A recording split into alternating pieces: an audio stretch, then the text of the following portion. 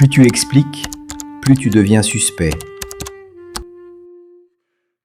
Les hommes croient volontiers ce qu'ils désirent. Machiavel.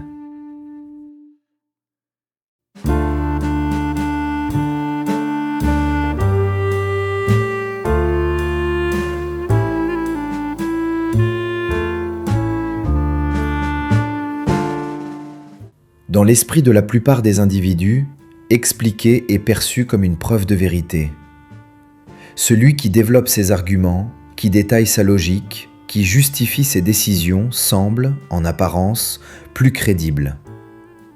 Cette perception repose sur une idée simple. Plus une chose est expliquée, plus elle doit être vraie. Pourtant, dans les dynamiques sociales réelles, ce mécanisme fonctionne souvent à l'inverse. Lorsqu'une personne commence à expliquer longuement, elle modifie immédiatement la perception de sa position. L'explication n'est plus simplement une transmission d'informations, elle devient un signal. Et ce signal est interprété de manière implicite par les autres. Ce qui est rarement compris, c'est que l'explication contient déjà une forme de justification. Elle suggère qu'il existe un doute, une contestation possible, une nécessité de convaincre. Et dans ce simple mouvement, une inversion subtile se produit. Celui qui explique se place dans une position où il cherche à être accepté. Cette recherche, même légère, modifie l'équilibre. Dans une interaction, celui qui doit convaincre perd une partie de sa stabilité. Il dépend de la réaction de l'autre. Il ajuste son discours, précise ses arguments, ajoute des détails. Et plus il ajuste, plus il révèle qu'il est engagé dans le résultat. Cette implication est visible. Même si elle n'est jamais formulée, elle est perçue. À l'inverse, une personne qui affirme sans expliquer donne une impression différente. Elle ne cherche pas immédiatement à convaincre.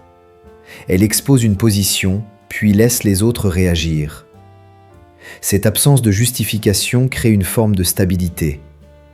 Mais cette stabilité peut être mal interprétée. Car dans un environnement où la norme est d'expliquer, celui qui ne le fait pas semble parfois distant, voire incompréhensible. Pourtant, cette incompréhensibilité crée aussi une autre dynamique. Elle empêche une lecture immédiate. Et ce qui ne peut pas être immédiatement compris devient plus difficile à contester. Dans les relations humaines, la contestation repose souvent sur la clarté.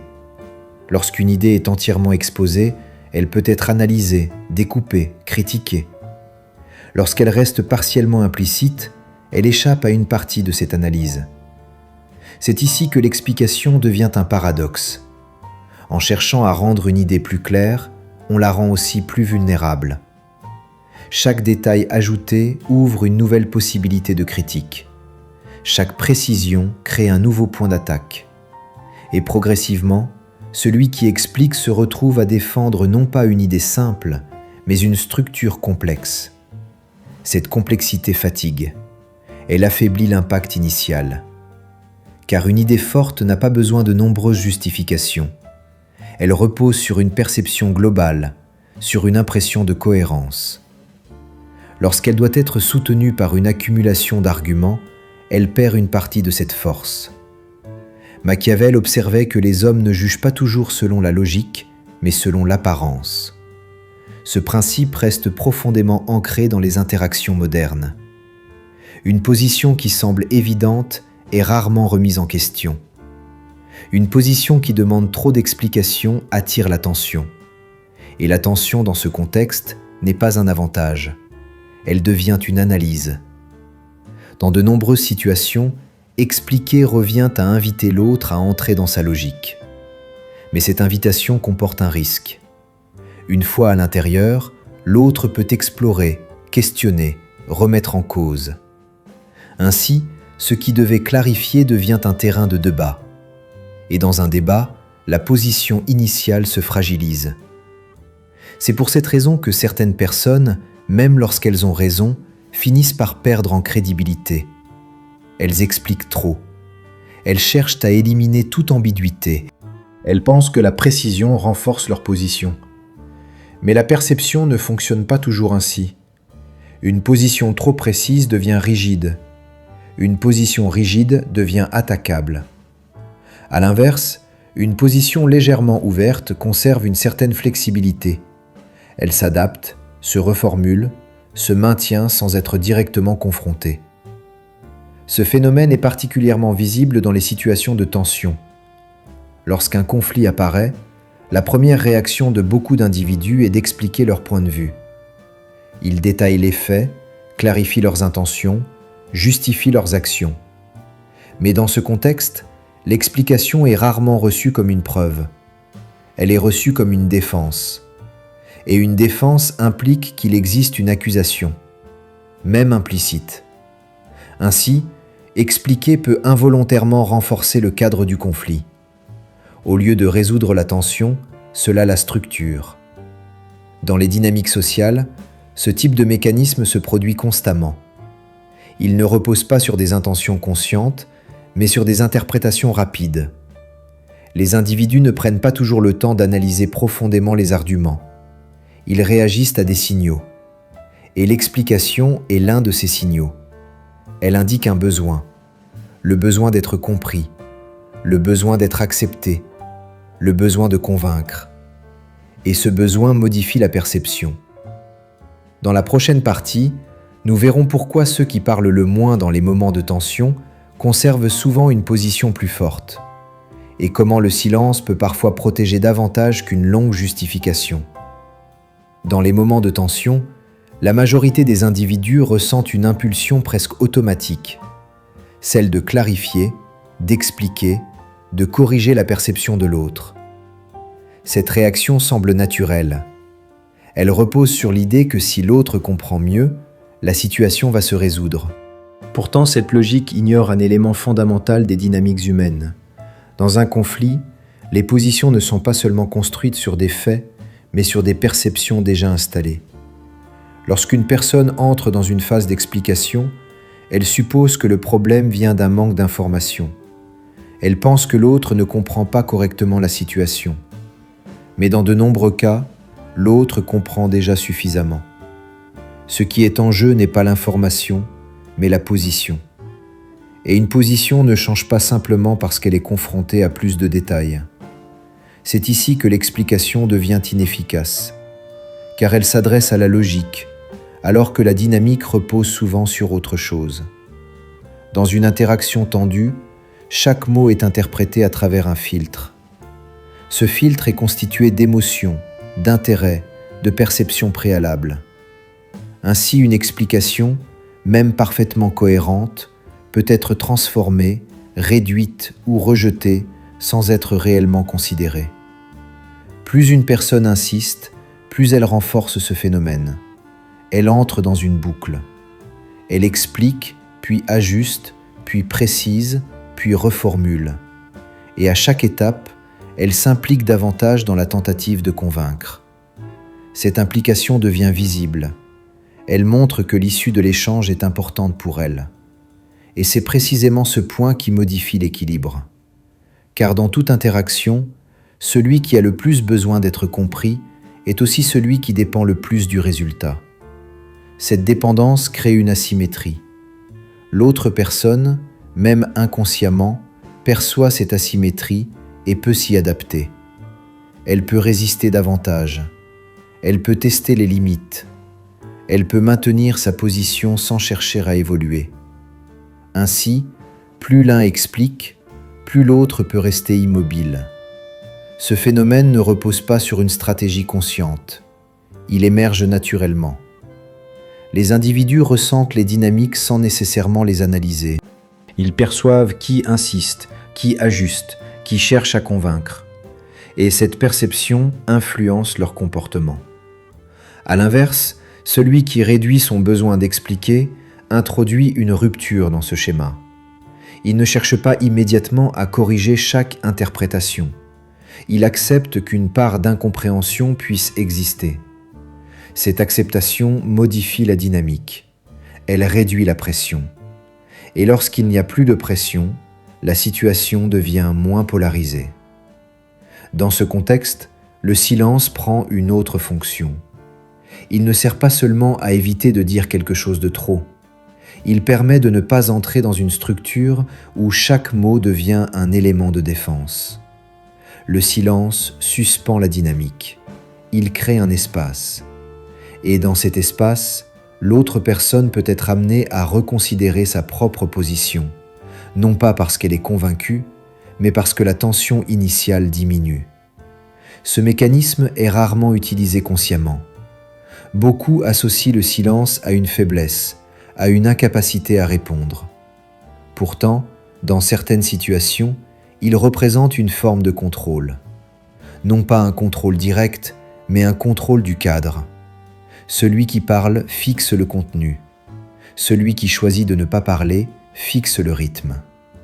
Et le rythme influence la perception. Une réponse immédiate donne l'impression d'une réaction. Une absence de réponse introduit une incertitude. Cette incertitude peut être inconfortable. Elle pousse souvent l'autre à combler le vide. Il reformule, ajoute des arguments, cherche à relancer l'échange. Et dans ce mouvement, il commence à s'exposer davantage. La dynamique s'inverse. Celui qui expliquait devient celui qui observe. Celui qui contestait devient celui qui justifie. Ce renversement ne nécessite aucune confrontation directe. Il repose simplement sur une modification du comportement initial. Mais pour atteindre cette posture, il faut dépasser un réflexe profond, le besoin d'avoir raison immédiatement. Ce besoin est au cœur de nombreuses interactions. Il pousse à corriger, à démontrer, à prouver. Il donne l'impression de renforcer sa position. Mais en réalité, il lie cette position à la réaction de l'autre. Celui qui doit prouver dépend du jugement, et cette dépendance fragilise. À l'inverse, celui qui n'entre pas dans cette logique conserve une certaine distance. Il peut maintenir sa position sans la défendre en permanence. Il n'a pas besoin de convaincre immédiatement pour exister dans l'interaction. Cette distance est perçue comme une forme de stabilité, et la stabilité influence davantage que l'insistance. Dans les dynamiques humaines, une position stable agit comme un point de référence. Elle n'a pas besoin d'être répétée constamment. Elle existe, indépendamment de la réaction des autres. Avec le temps, cette position peut même devenir plus forte, non pas parce qu'elle a été imposée, mais parce qu'elle a résisté sans se transformer à chaque opposition. Dans la prochaine partie, nous verrons pourquoi certaines personnes deviennent difficiles à contredire, non pas parce qu'elles ont toujours raison, mais parce qu'elles évitent précisément de transformer chaque interaction en tentative de justification. Avec le temps, certaines personnes développent une position particulière dans les interactions. Elles ne sont pas nécessairement celles qui parlent le plus, ni celles qui argumentent le mieux. Pourtant, elles deviennent progressivement difficiles à contredire. Non pas parce qu'elles ont toujours raison, mais parce qu'elles ne transforment pas chaque échange en terrain de justification. La plupart des individus, face à une opposition, ressentent le besoin de défendre leur point de vue. Cette réaction est presque instinctive. Elle repose sur une logique simple. Si une idée est contestée, il faut la renforcer. Mais cette logique ignore une dynamique essentielle. Défendre une idée, c'est accepter le cadre du débat. Et accepter ce cadre, c'est entrer dans une structure où chaque position doit être prouvée. Dans cette structure, la force d'une idée ne dépend plus de sa cohérence globale, mais de sa capacité à résister à une analyse détaillée. Chaque mot devient un élément à examiner, chaque nuance peut être isolée, chaque contradiction potentielle peut être exploitée. Ainsi, une idée simple et solide peut être fragmentée simplement parce qu'elle est trop exposée. Ce phénomène ne signifie pas que les arguments n'ont pas de valeur. Il signifie que leur efficacité dépend du contexte dans lequel ils sont utilisés. Dans un environnement neutre, une explication claire peut renforcer une position.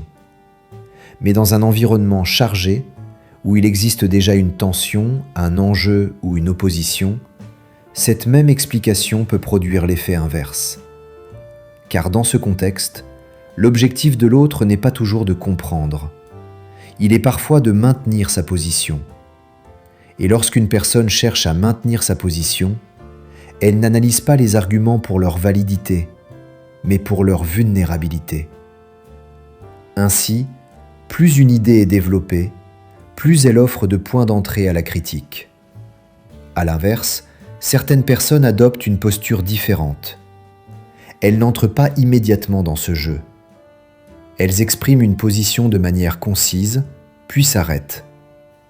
Elles ne cherchent pas à combler chaque silence, ni à répondre à chaque objection. Ce comportement crée une rupture. Il empêche la transformation de l'échange en confrontation continue. Lorsqu'il n'y a pas de matière à analyser, il devient plus difficile de maintenir un débat. L'autre peut insister, provoquer, chercher à obtenir une réaction. Mais en l'absence de développement supplémentaire, la dynamique s'essouffle. Ce type de posture peut être mal compris. Il peut être interprété comme un manque d'arguments, une absence de profondeur ou une forme d'évitement. Pourtant, il repose souvent sur une compréhension plus fine des interactions. Car tout ne mérite pas d'être développé. Chaque explication a un coût. Elle demande du temps, de l'énergie, et surtout, elle expose une structure. Une fois cette structure visible, elle peut être interprétée, déformée ou utilisée contre celui qui l'a produite. Ainsi, certaines personnes choisissent de limiter ce qu'elles exposent, non pas par manque de capacité, mais par choix. Elles savent que la perception ne se construit pas uniquement à partir de ce qui est dit, mais aussi à partir de ce qui reste implicite. Dans les dynamiques sociales, l'implicite joue un rôle central. Une idée suggérée peut parfois être plus forte qu'une idée expliquée. Elle laisse une place à l'interprétation, et cette interprétation est souvent construite par l'autre lui-même. Lorsqu'une personne arrive à une conclusion par elle-même, elle y est généralement plus attachée que si cette conclusion lui est imposée. C'est ici que la retenue devient stratégique. En ne développant pas immédiatement, on permet à l'autre de compléter. En ne corrigeant pas chaque détail, on laisse l'autre organiser sa propre compréhension. Et dans ce processus, la position devient plus difficile à contester car elle n'est pas entièrement définie. Mais cette approche exige une certaine maîtrise. Il faut accepter de ne pas être parfaitement compris à chaque instant. Il faut tolérer qu'une partie de son intention reste invisible. Il faut renoncer à l'idée de contrôler immédiatement la perception de l'autre. Ce renoncement est difficile. Il va à l'encontre du besoin de clarté, de validation, de reconnaissance. Pourtant, c'est précisément ce renoncement qui crée une forme de force. Car une position qui n'est pas constamment ajustée aux réactions des autres conserve une cohérence. Elle ne change pas à chaque objection. Elle ne se fragilise pas sous pression. Elle existe indépendamment du débat. Avec le temps, cette cohérence devient visible. Les autres commencent à percevoir une stabilité. Ils comprennent que cette personne ne va pas entrer dans des justifications interminables. Ils ajustent alors leur propre comportement. Ils contestent moins, ils insistent moins, ils observent davantage. Ainsi, sans confrontation directe, la dynamique évolue.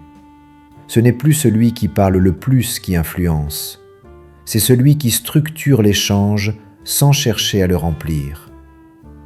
Dans la prochaine partie, nous verrons pourquoi cette capacité à ne pas tout expliquer est étroitement liée à une autre dimension essentielle, la perception de confiance et de statut dans les interactions humaines.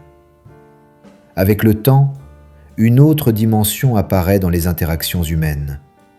Elle ne repose plus uniquement sur les mots, ni même sur la logique des échanges.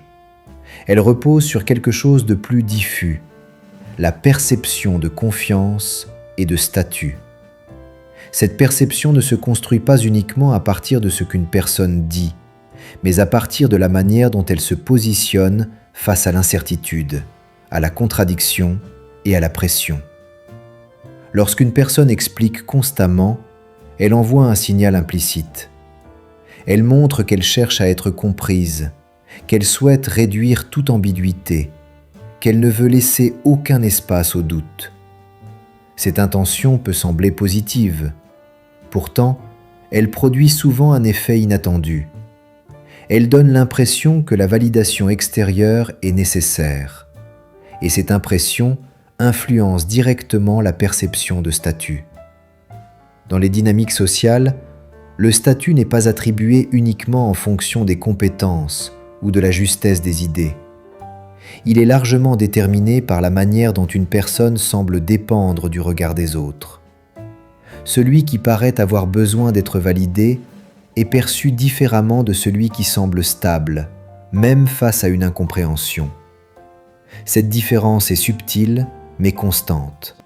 Une personne qui explique longuement après une contestation montre qu'elle est affectée par cette contestation. Elle réagit, ajuste, précise.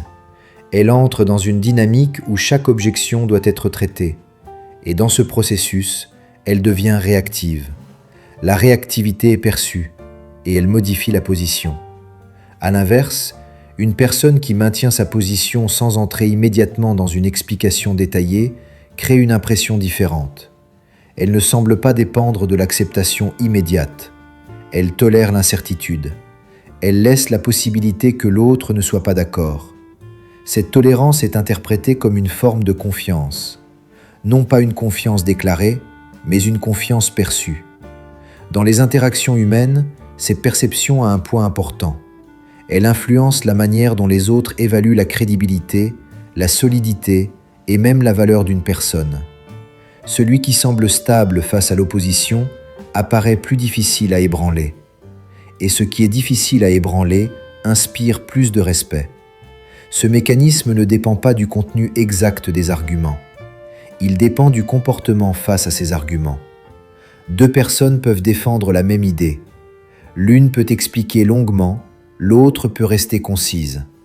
La perception de leur position sera différente. La première sera perçue comme engagée dans la validation, la seconde comme stable dans sa position. Cette différence influence l'issue des interactions. Car dans de nombreuses situations, les individus ne cherchent pas uniquement à déterminer qui a raison. Ils cherchent à identifier qui semble le plus sûr de sa position. Et cette sécurité ne se manifeste pas par le volume d'explications, mais par la capacité à ne pas en dépendre. Machiavel observait que les hommes jugent davantage par l'apparence que par la réalité. Ce principe s'applique pleinement ici. L'apparence de confiance peut parfois peser plus que la démonstration logique. Ce constat peut sembler contre-intuitif. Il donne l'impression que la vérité devient secondaire. Pourtant, il ne s'agit pas de nier l'importance des faits. Il s'agit de comprendre que les faits sont toujours interprétés à travers une perception. Et cette perception est influencée par le comportement. Ainsi, une idée juste mais constamment défendue peut perdre en force. À l'inverse, une idée simplement posée, sans insistance excessive, peut gagner en crédibilité. Ce phénomène se renforce dans les environnements où les interactions sont rapides et nombreuses. Dans ces contextes, les individus n'ont pas le temps d'analyser chaque détail. Ils s'appuient sur des signaux, la manière de parler, le rythme des réponses, la gestion du silence, la réaction à la contradiction. Ces éléments construisent une impression globale, et cette impression guide les décisions. Une personne qui semble calme face à une opposition donne l'impression de maîtriser la situation. Une personne qui multiplie les explications donne l'impression de chercher à la maîtriser. Cette nuance est importante. Maîtriser et chercher à maîtriser ne produisent pas la même perception. Dans les relations humaines, cette différence crée des écarts de statut. Ceux qui semblent déjà en contrôle attirent moins de contestations. Ceux qui cherchent à l'être en rencontrent davantage. Ce phénomène ne repose pas sur une intention consciente des autres. Il s'agit d'une réaction implicite. Les individus ajustent leur comportement en fonction de ce qu'ils perçoivent. Ainsi, une personne qui limite ses explications n'impose rien directement, mais elle modifie la manière dont les autres interagissent avec elle. Ils deviennent plus prudents, ils observent davantage, ils évitent certaines confrontations inutiles. Progressivement, la position se stabilise, et cette stabilité renforce le statut. Mais cette approche comporte une exigence. Elle nécessite d'accepter une part d'ambiguïté. Il faut tolérer que tout ne soit pas parfaitement compris. Il faut accepter que certaines interprétations restent ouvertes. Il faut renoncer à l'idée de contrôler chaque perception. Ce renoncement peut sembler risqué, mais dans de nombreuses situations, il protège davantage qu'il n'expose.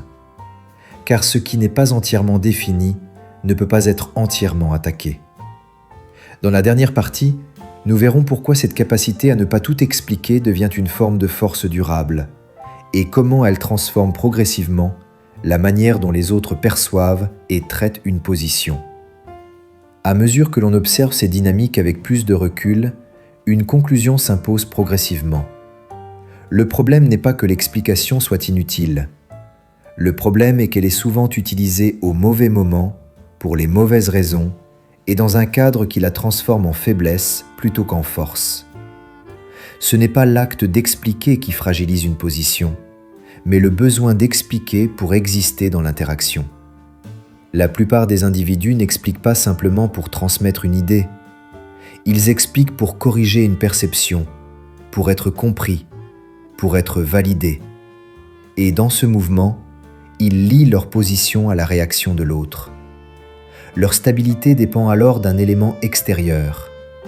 Cette dépendance est presque invisible, mais elle influence profondément la dynamique. Car dans toute interaction, celui qui dépend du résultat s'expose davantage. Il ajuste son discours. Il surveille les réactions. Il cherche des signes d'acceptation. Et cette recherche devient perceptible. À l'inverse, celui qui peut maintenir une position sans avoir besoin de la défendre constamment conserve une forme d'indépendance. Il ne refuse pas d'expliquer par principe. Il choisit simplement quand et pourquoi il le fait. Il ne transforme pas chaque échange en tentative de clarification. Cette différence crée une rupture. Elle permet de sortir du cadre du débat permanent. Car toutes les situations ne nécessitent pas une résolution immédiate. Certaines interactions évoluent d'elles-mêmes lorsque la pression disparaît. D'autres se transforment avec le temps, à mesure que les perceptions changent.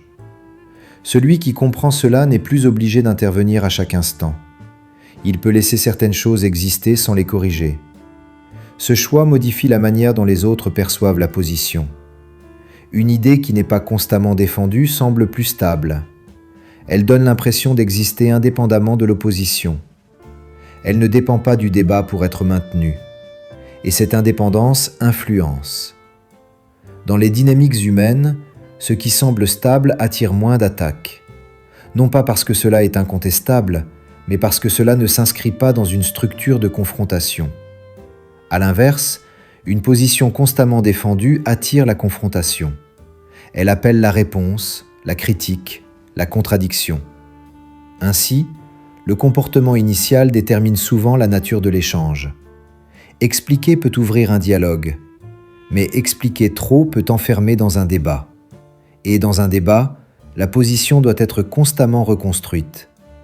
C'est pour cette raison que certaines personnes, même compétentes, perdent en influence dans leurs interactions.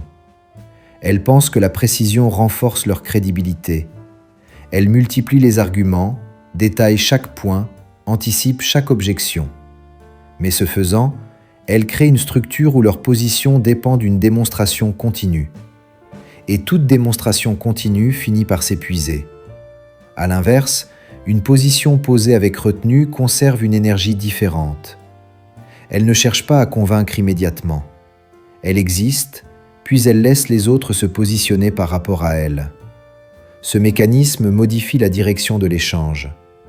Ce n'est plus celui qui parle le plus qui structure la dynamique. C'est celui qui définit implicitement ce qui mérite d'être développé et ce qui peut rester silencieux. Avec le temps, cette capacité devient une forme de force. Non pas une force visible, mais une force structurelle. Elle permet de rester cohérent sans se disperser, de maintenir une position sans la défendre constamment, d'influencer sans entrer dans chaque confrontation. Mais cette force repose sur une condition. Elle exige de renoncer à une illusion. l'illusion que tout doit être compris immédiatement. Dans la réalité, peu de choses le sont.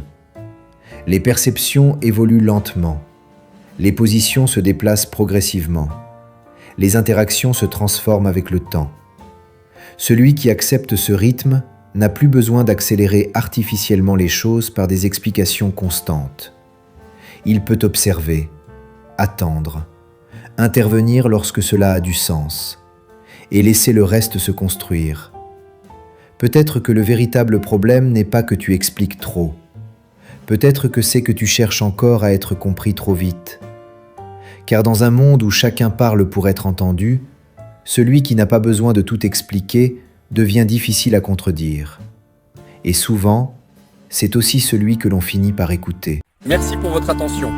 Si la vidéo vous a plu, laissez un like, abonnez-vous et laissez un commentaire. Je vous souhaite le meilleur. À très bientôt.